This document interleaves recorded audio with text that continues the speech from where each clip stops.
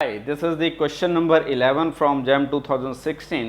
एक सीरीज का कन्वर्जेंट पूछा गया है। तो आपको दो सीरीज गिवन है, एक एस है जिसका सम और एक टी है, और एस और टी के बारे में डिस्कशन करना है। तो एस बेसिकली उन्होंने दिया हुआ है समीशन के varying from 1 to infinity which is 1/2 to the power k minus 1 2 to the power 2k minus 1। ठीक है, और जो टी दिया हुआ है that is a summation k varying from 1 to infinity 3k minus 4 upon 3k plus 2 whole power k plus 1/3। ये आपको s और t गिवन है और s और t की कन्वर्जेंट और डाइवर्जेंट के बारे में डिस्कशन करना है। तो सबसे पहले इस s के बारे में डिस्कस करते हैं। तो s को मैं लिख सकता हूँ this is summation k varying from 1 to infinity a of k, और यहाँ जो a of k है that is 1/2k minus 1 and 2 to the power 2k minus 1। Definitely ये पॉजिटिव टर्म का सीक्वेंस है। ठीक है, और इसमें से अगर मैं ये टर्म रिमूव कर देता हूँ तो डिनोमिनेटर वैल्यू डिक्रीज कर रहे हैं, तो ओवरऑल वैल्यू क्या होगी, इंक्रीज होगी।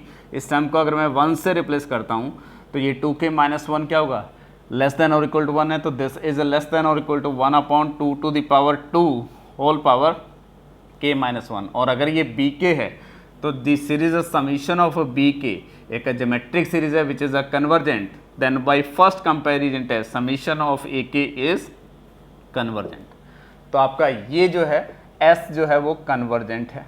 क्लियर है, just first comparison test use करना है।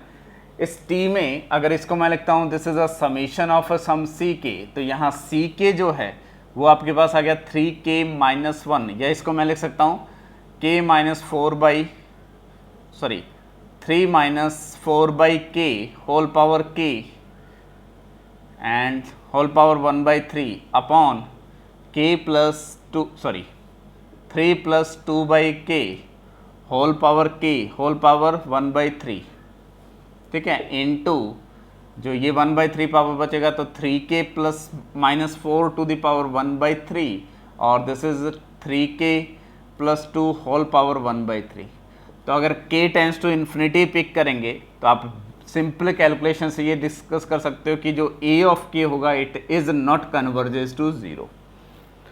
ठीक है, sorry, c of k is not converges to 0, और ck अगर 0 पे नहीं जा रहा है तो हमारे पास किसी भी सीरीज की कन्वर्जेंट के लिए नेसेसरी कंडीशन क्या थी, अगर समीशन ऑफ ck कन्वर्जेंट है तो इम्प्लाई क्या करते हैं आप, c of k should be converges to 0, और अगर ये नॉन जीरो टर्म अगर 0 पे कन्वर्ज नहीं कर रहा है तो डेफिनेटली ये सीरीज कन्वर्जेंट नहीं होगी, और पॉजिटिव टर्म की सीरीज है तो डेफिनेटली ये क्या होगा, डाइवर्जेंट होगा। तो यहाँ से मैं डायरेक्टली क्या लिख सकता हूँ, summation of ck is a divergent series.